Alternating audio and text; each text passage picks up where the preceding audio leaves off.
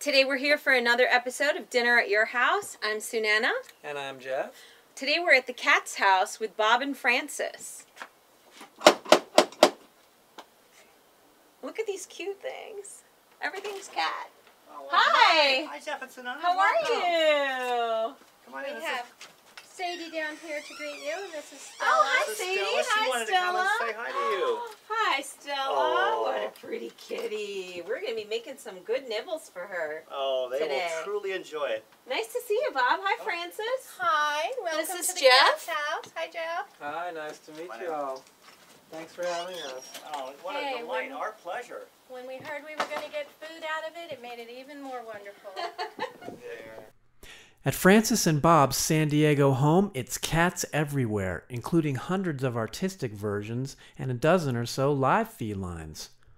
Bob and Francis have also created some amazing custom construction that really turns their home into a playground for all those lucky cats. Let's head on over into the kitchen and see if Sunana's managed to clear enough cats out of there to have enough space to make us a meal. Today we're going to be having a fancy feast at the cat's house. We're going to be featuring saag gosh, which is a classic Indian dish made with boneless leg of lamb in spinach, broccoli, garlic, ginger, and onions and tomato sauce, with a vegetable accompaniment of aloo gobi made with fresh cauliflower, Yukon Gold potatoes, topped with some cilantro. We're also going to be making some special nibbles for the kitty cats made with ground turkey, some basmati rice, and some carrots with a little bit of turmeric in it. And we're going to be having side dishes of fresh rotis, which I'm going to be rolling out, as well as basmati rice. And to finish it all off, we're going to have a cocktail made with ginger and mint, saffron, vodka, and some sparkling water. I'm going to be using all of these spices, and there are too many to mention, but there's some dried garlic, ginger, the secret black salt, which is elusive and it's only Indian and it's very special, hot cayenne pepper, some turmeric, some coriander, cumin seeds, crushed black pepper, and garam masala, Yukon Gold potatoes, cauliflower, some cilantro to top it, as well as these serrano chilies we're going to be using in the saag, and a little bit of tandoori powder, and we're going to be cooking it in sesame oil. We're going to marinate our lamb for about an hour before we get started with the other items. It's important to marinate your lamb because that's really the time where it kind of soaks in all the flavors, and the items that you marinate it with help make the lamb really tender when you cook it. We have about 2 pounds of boneless leg of lamb here. I've trimmed the fat off, and we're left with these nice bite-sized pieces that we're going to be using. We're going to be marinating that in about a cup of Greek yogurt. I find Greek yogurt adheres to the lamb and soaks in the spices really, really well. So we're going to put in our Greek yogurt. And now we're going to be adding a variety of different spices. A lot of people think that they don't actually like lamb. And that's troubling because I think that they've just not had lamb properly cooked. The beauty in Indian lamb is that we use so many spices and herbs that there's no longer a gamey scent to the lamb once it's cooked.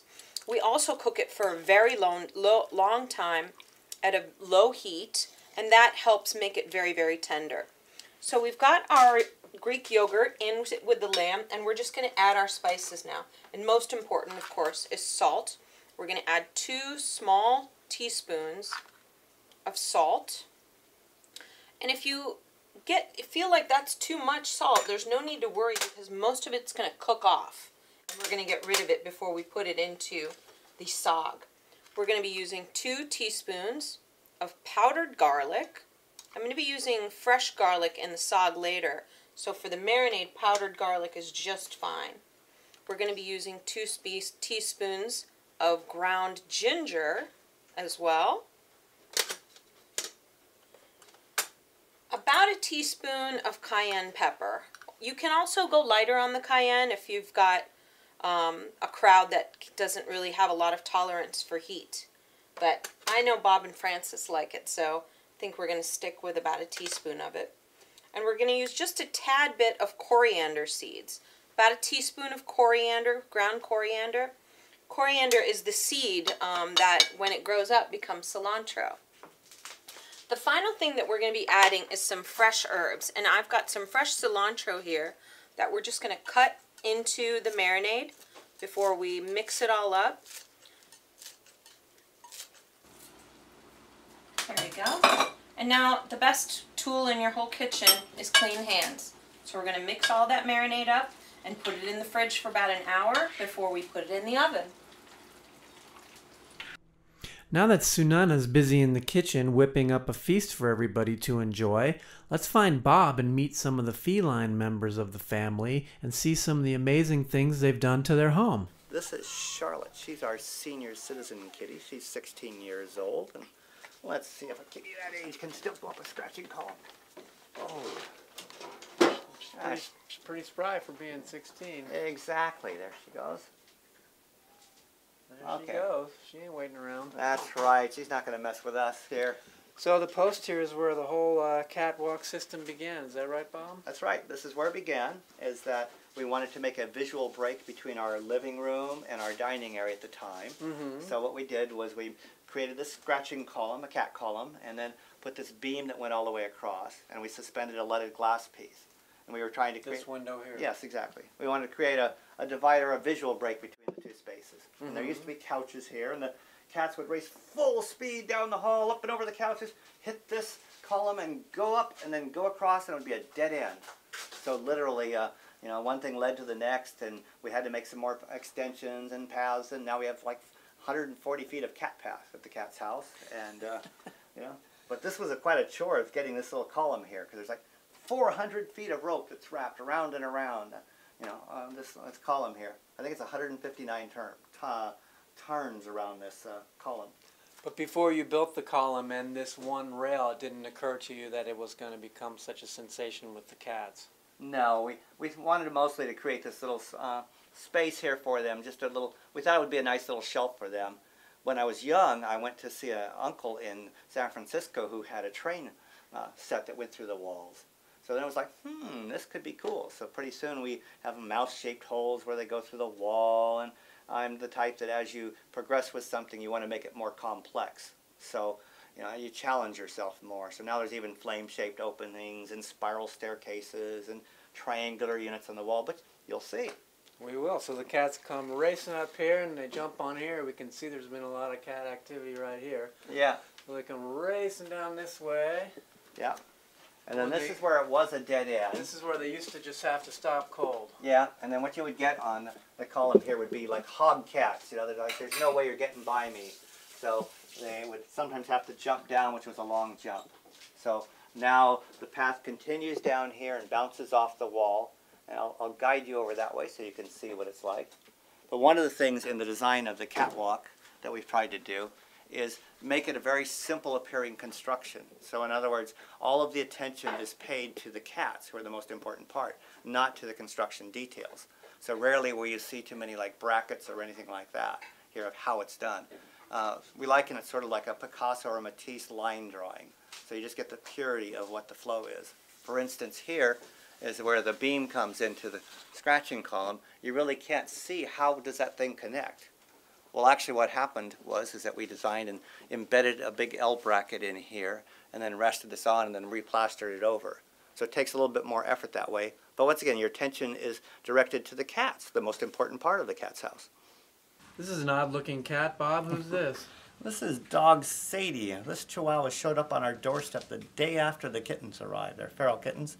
And we first tried to find her rightful owner and couldn't. And finally, we decided this was kind of maybe a sign that, you know, she became a cat. She's smaller than all of our cats except for maybe two. And someday we're going to actually try to make a dog walk, but it won't be this tall because, you know, she doesn't have the toes and she wouldn't go up there very well, see? Feet don't even work, you know, for that function, you know? Does Sadie ever seem to feel left out that she can't get up here and run around with the rest of the guys? I think she would like to be able to continue chasing the cats when it comes to that part, but but she thinks she's totally in charge and she deserves 85% of the attention in the cat's house. So have you ever tried setting Sadie up here and see how she reacts? When she was a puppy in the bedroom, we put her on one of the ramps, and she was poor little cowering dog, you know. It was just like, no. So we're going to make a much lower scale dog walk with carpeting on it and little bumps so she can get some traction and everything. But she can get on the kitchen table, so it's going to be very interesting to see how she likes Sunana's food. Well, I'm sure if she can get on the kitchen table, that's probably enough to satisfy her. Yeah, exactly. You learn what you need to do, you know. So right now she can get the cats later, you know, when they come down from the catwalk. But anyway, here's our Sadie. For the sad gauche, we're going to start with a masala made with garlic and ginger and onions. I don't bother cutting the onions and the ginger too big, because when we caramelize them in the pot, they're going to cook down until they're really, really soft and brown and beautifully caramelized, and we're just going to grind them. So there's no need to cut it really, really tiny. A lot of recipes call for things to be finely chopped this and finely chopped that, and we're going to have none of that today. We're also going to be including a serrano pepper, and we're going to just use one whole pepper. I've removed all the seeds, so it's not going to be too much heat, but it'll be a nice friendly heat that's going to dissipate throughout the whole dish. So we're going to place all of our roughly chopped items right in the pot.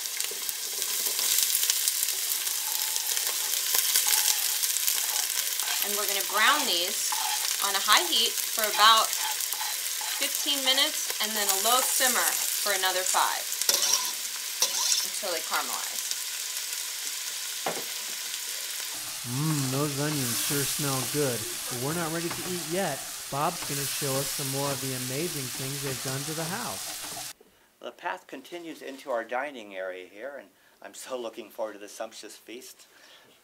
That the path comes in and bounces off the wall here, and as you can see that there is one little bracket there that we couldn't hide because of the way it's angled so sharply there off the wall. That gives you an idea of what the construction is like.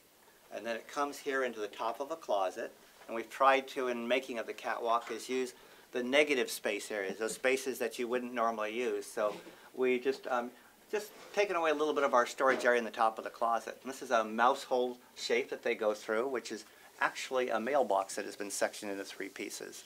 So the other 2 pieces you will see into the TV room. I'm a big fan of these old cat clocks, Bob. Oh, I yeah. know she got quite a few of those around the house. Yeah, Frances is our curator of exhibitions here and in the environment, and she's found a lot on eBay, but I love these old cat clocks. And Yeah, I'm a fan too. one thing that's interesting, at the cat's house, every room you go into, or actually even in the same space, it's a different time. I guess to the cats it doesn't matter so much. No. It's always nap time as far as they're concerned. Yeah, I think cats sleep like 17 hours a day, and so do chihuahuas. It's pretty much the same. We had a nephew who, when he was young, couldn't understand, and asked his parents, like, Mom, why is it, 5 o'clock, say, in the bedroom, and it's 5:05 in the kitchen, They couldn't quite get that You concept. have different time zones throughout the house. Some of them had to have their tails repaired because they were too attractive to cats. And got chihuahuas, Bitten and carried off. Yeah, probably knocked off by the cat and then Yeah. carried off by the dog. When you have a house full of cats, as you learn to not worry about precious objects, especially even with a chihuahua and chewing, is that we've used a lot of tape and glue, and you get the objects because you love them, and if they get a little bit of a wear and tear, then so be it. That's just their character that you add to it all the time. Elmer's glue for the ceramics, super glue for the plastics, There we go. tape for where you can apply it, Yeah, Frances is our Velcro putter to make back sure they of don't knock things. it over again. Yeah. Everything in the house has a story. This little kitty here is a television viewing lamp. It was thought in the 50s that it was dangerous to look directly at a television screen without some light on top of it. So that was a lamp made to sit on top of a TV to shield you from the harmful light. This is a child's little lamp. This was my first purchase on eBay. This kitty here survived Hurricane Katrina in New Orleans, and if I were to pick her up and show inside, she has a water line inside. This guy here also is a really nifty thing. This is a Mack truck hood ornament that someone has converted into a lamp. Looks like it must be late 50s, early 60s by the lampshade. So Bob, it's almost like a three-ring circus in here with all these contraptions you've constructed. Do you want to talk about all the amazing things you've done in here? Sure. You know, we try to think of our space as far as cubic space instead of square footage. Oftentimes people talk about their homes, they're 1,300, 2,000 square feet, whatever. Well, we think of the volume, all that unused space that you have behind TVs, in the closets overhead. For example, the closet, as you can see here, the mouse hole came through one side and comes out here as a mouse hole also into the TV room. And that's the second part of the mailbox. So from where we saw before. Exactly. And so in the TV room here, they can go around their whole path overhead where eventually they come down this spiral cat staircase here. And I think it's 23 steps. And it kind of a drunken, freeway designer designed it apparently, which was me, but I hadn't been drinking at the time. In fact, it was all carefully considered, but if you notice, the slope kind of tilts to the outside curve. So when you get racing cats, that they kind of like, whoa, so they have to have good balance, and cats do, thankfully. Yeah. Was there a special reason why you put the curve on it? Yeah, I thought it would be very elegant to go swooping around the back of our TV here. Well, I mean, in terms of the tilt, though. Oh, no, that's the drunken freeway designer part. You're supposed to bank it so it goes the other way. Right. Well, you built this entirely by hand. It's all your own design. Exactly. And a lot of the parts here that we kind of want to show people is what you can do with common building materials. For instance, the stairs there are just made out of particle board scraps. So we just had little cut-off pieces, but you make a template, and then you cut the pieces to that, and they're all bolted and glued together with an attachment to connect the center point to the wall. When I build, I tend to overbuild. And we had an open house here once, and one of the people's sons, who was a young teenager, thought it would be oh so cool to go walking up this cat stair. So I caught the kid halfway, and I kind of had to get him like the cats and get him off of our catwalk. But it held him nice and firmly.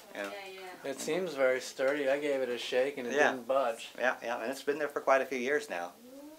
And then in here also is, as you can see, they have this nice triangle here, inverted triangle. That seems to be a favorite spot. Yeah, that's a nice place where you can lay and you don't have to worry about possibly falling off. You're protected on all sides. And over here is where you get your mail, I see? Yes, it's a little difficult for the mailman, but eventually that's going to go outside. I said that in our first book, The Cat's House, in 1996, and we're still waiting for them to go outside. But we're getting closer. Right now the mailbox it's all prepped, and there's just one layer of plaster that needs to be broken through, and then it can go into an outdoor enclosure. And that's what we're working on now, finally, after all these years. So the idea is you'll open up that door, and then they'll be able to pass right through to the outside. And you can control the entry-exit that way. And they'll have a whole new world out there. Exactly, But they'll love it, but we've gone through some generations of cats waiting on my soon. This is coming soon to you. I guess at the Cat's House, our term of soon is a lot longer than some other dimension for people, Well, cats are on their own time anyways. Exactly. I love the details of some of the cuttings you've done in the walls here. Over here is the cat head. That's couldn't be more appropriate, obviously. The cat face opening there that goes into the bedroom, that opening there was actually modeled after a photograph of our tomcat. So I used a photograph and then made a pattern of his head, and then actually cut out the details of the whiskers with a bandsaw, so that way you can see light through if you're on the right side, of the detail going through. And then where does that go? That goes into the bedroom. Let's go check it out. We'll go show you the path here as it goes through. This is the most probably dramatic element of the catwalk, that comes from the TV room, and it comes through a flame-shaped opening up here. And we used to have a folk art gallery where a lot of the items that we sold were the Dias de los Muertos, the Days of the Dead. So we had quite a collection. And as you see on the wall here, here's some of the people taking their charges to Hades or hell, And this ruby red neon that goes down the hallway, zigs and zags like you're under the river Styx here. So let's go down and we'll show you. This is a piece from Guerrero, a ceremonial costume piece of the jaguar. This neon light, I mean, obviously that was custom made. Did you? Exactly. Did that we had to have it. Yeah, we had to have it custom made here, and they did a great job. Did you have a hard time installing that? No, they actually did that themselves when they did it. Yeah, I don't mess around too much with electricity. I let the professionals do that. It sure is dramatic. Do you leave that on all the time? No, but we do enjoy it. And the cats, when you have cats racing overhead here in their zigzag pattern, the underlighting looks really cool. Yeah, it's amazing. This is a pyramid of Teotihuacan. It's a bas-relief pyramid with an Aztec-shaped star that goes through the wall here. And one of the beliefs of the Aztecs is that when you die, your soul becomes one of the stars in heaven. There's stuff everywhere in the house. There sure is. You know, it's like, it never seems to end. I know. Well, this is the room where the catwalk kind of comes to an end. And here is the cat face opening that you have seen in the living room there, the TV room, and even the whisker details are cut through the wall there. I used a bandsaw to just kind of go one little stripe so you can see light details through. Mm-hmm. And adjacent to it is our skull and crossbones opening there. That's the cat's only clubhouse, and that means no mice are allowed. And if they didn't get the idea from the skull shape there, it's actually a mouse-shaped head, then they might get the idea here from these little tiger cages here with mice. And there's Gus. There's Gus. Maybe he will go in there. He's checking out, see if there's any mice trying to get in there or not. There he is going through. You know. And they even have a black light in their cat's only clubhouse. Yeah, I can see it's kind of freaky and yeah, scary. exactly. We need to get them some of those posters, the black light posters. And here's some of the mice here, if you can see, that are kind of thinking about coming over, but they don't. They kind of stay in one place. They probably know better by now. Yeah, we don't have a mouse problem too much. So the ramp goes all the way down and around to the other side of the room and down over by the bed. Let's take a look at that. It bounces off the diagonal, and then you'll see where it goes, hitting another wall and coming to the floor. And that's Gus. Hi, Gussie. He's going to show you how the opening goes. There you go. Well, we're going to start our aloo gobi now, and the first thing that goes in your pot is a little bit of oil. You can use vegetable, olive, canola. I like sesame oil. I think it's got a great nutty flavor. So I've started with a little sesame oil, and we're going to put about a teaspoon of cumin seeds. The cumin seeds you want to put in first because they brown up real nice, and once you start to put the other ingredients in, they stop cooking. So we're going to brown up our cumin seeds real quick before we put some ginger and turmeric in there. See, they're popping up like that, and the whole kitchen is starting to smell a little bit nutty. We're going to turn our heat down, and we're going to add some turmeric, about a teaspoon of turmeric powder, which is going to give the aloo gobi a beautiful yellow color, and then about 2 tablespoons of ginger.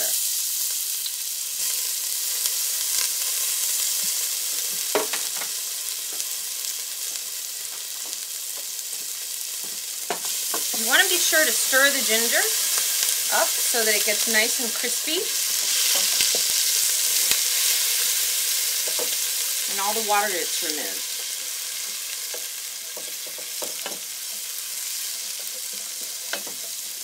We're only cooking 1 cauliflower, so about 1.5 teaspoons of salt will be plenty. So we're going to put in a little bit of salt.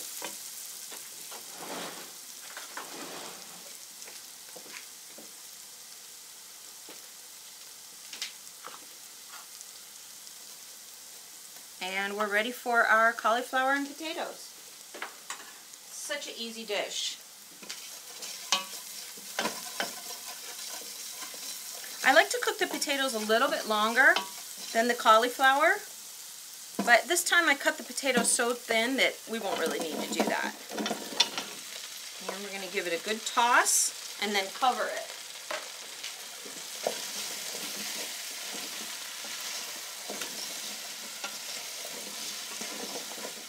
It's important to cook this dish in a nice open pan so that you could stir it. And I like to keep the cauliflower and the potatoes kind of big because when they soften, they're a lot easier to eat. Instead of teeny tiny little pieces, it feels like you're eating baby food.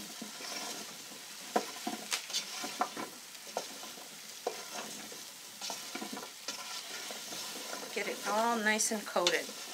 And then we're going to add just a pinch of water, like a teaspoon of water, and we're going to cover it up. And these are going to cook right in their own steam. Okay. This is Xander showing the incline ramp here. At one point, we had this carpeting on here so they could get traction, and it lasted that way for several years, and all of a sudden one year a cat discovered this was the perfect incline scratching column here. Yeah, I can You know, see it. put your back feet here, put your front feet here. Now it's like, oh, so we have to replace this every once in a while. It's well used, I can see. The initial idea for this room was to have a really tightly encircled cat ramp that went from the floor to the ceiling. And temporarily I put a ramp here to a dresser, and then it turned out that the cats would get on there and then slide down because they couldn't get any grip, you know. And then, so you had the sliding cat, and so we put carpeting on. But it turned out they love this. They'll go racing full speed down the hall, across this bed, especially if there's something like an earthquake or a loud noise. And if you're in bed, you're kind of like this. Watch out for cats, you know. And they'll make a shortcut and won't even use this nicely designed little bottom ramp there. You know. So Yeah, I imagine some of them will just jump straight from there to there, because one of the Xander jumps right from here to here. Yeah, yeah. Stella's not, looks like she's had enough. Oh, she's got a rough life. What a hard life it is being a cat. Gee. That's one thing you have to always be careful of when you're designing your catwalks, is that figure out what all the spaces are around it. For instance, we were talking earlier on the guided tour, and I said about how I had thought it would be cool. My uncle was cool because he had this train set that went around. I thought that would be kind of nice here, having a train set going through walls. But I can just see Kong Cat, you know, knocking your train off into the chasm if it was anywhere within jumping distance, you know. You know, I think no little train could put up with a cat like this. Well, hopefully you'll be inspired and you'll go home and just start knocking holes in your wall, you know. You know, just get the old hammer out there, you know, put some holes and then start putting some little paths, you know, and brighten up your life there, huh, Stella? I'll have to start with a bunch of cats. Well, we can lend you a few. You know? You got plenty to go around. Yeah, yeah. Whatever your occasion is, we've got some cats for it. You know? Well, the cat theme certainly continues here from floor to ceiling. We're pretty much surrounded. Well, we even have one area that's a cat-free zone. That's our office area. Because one of the things that keeps us alive is picture framing. And cats and artwork, customers' artwork, doesn't quite mix so well, where they want to lay on the artwork or sharpen their toes or you know, put their little hairs in there. You may have noticed a few hairs around here in your visit. Yeah. Oh. So, Bob, you have 9 live cats, but there's so many more cats represented in art one way or another through here. How many cats total do you estimate you have in the whole house? Oh, it would be too hard to count. Zillions, probably. Here's Mr. Xander to come. See, he's kind of sliding there, you know. Ooh. Go. And this guy's a kitten, at least to us. He's only a year old now. Oh, yeah? Yeah, yeah, yeah. I'd never guessed looking at him. No. Look, see, he's going across over here. Well, they pretty much have it made. Yeah. Well, we're ready to eat. Our feast is ready, and I just wanted to take a moment to thank Bob and Frances again for allowing us to come into your beautiful house and cook for the cats and cook for you. We're going to have a fancy feast. We're looking forward to it. It smells fantastic. Thank you. We're going to be starting out with some aloo gobi, which is cauliflower and potatoes that I cooked in ginger with some cumin seeds and a little bit of turmeric. It's sort of like a hot salad. And then we're going to be moving on to our main dish, which is going to be the sag gauche, which is going to be the boneless leg of lamb in the richly cooked spices and spinach and broccoli. And then we're going to be moving on with some rice and some bread, and hopefully you'll enjoy it all. Oh, I'm Sounds starving. wonderful. The smells. Oh, my gosh. Good. Okay, ready for the next course.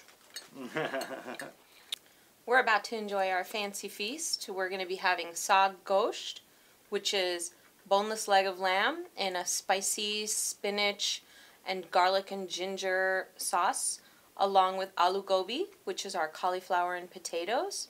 Our basmati rice, very simple, with just cumin seeds and a little bit of salt, as well as homemade rotis and a little bit of mint chutney for a little bit of heat. Bob, this has been great. Thank you so much. We've had so much fun with all of your cats and Sadie, of course, and Frances. Oh, no, I really appreciate it. You know, this is Thank great. you. You can come back anytime. We love it. You know? Oh, thank you. Cheers. Let's see what this tastes like.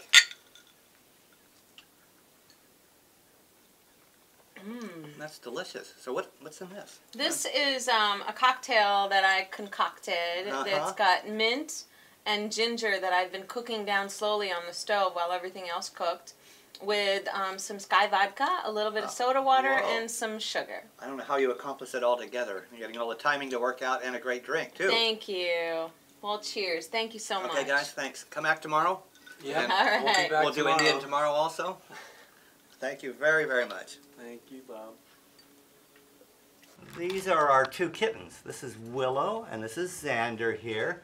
But they're now kind of big kittens. They're 1 year old. We got those kitties the day before we got the Chihuahua, Sadie, who just kind of showed up on our doorstep, and we didn't think we ever needed She wants him to move. Yeah, well, he's not going to move. Hey, girl. How you doing? Huh? Oh.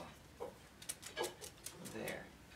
And this is how you pass on the catwalk sometimes. We kind of go under or around. And Yeah, what happens when one guy just won't yield? we get kind of road hogs, roadblocks at the Is cat's she on? house. She's Oh, ready. she's gonna get it Oh, there now. you go. Oh. She's gonna find a way. There you through. go.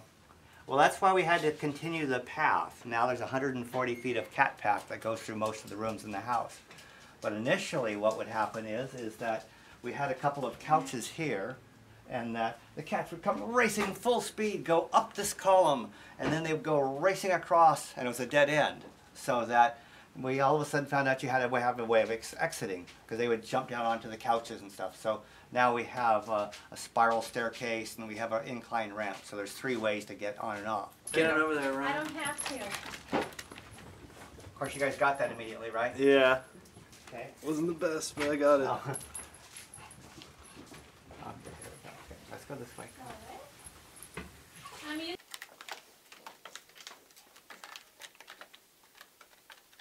Talking like a crime scene around. Oh, there you go. That's cool. Yeah. That's a good photo documentary. Right. Yeah. I didn't do it on video. Huh, where?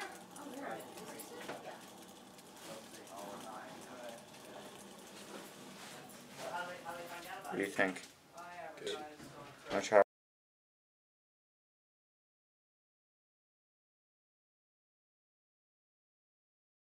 But got that. That's good.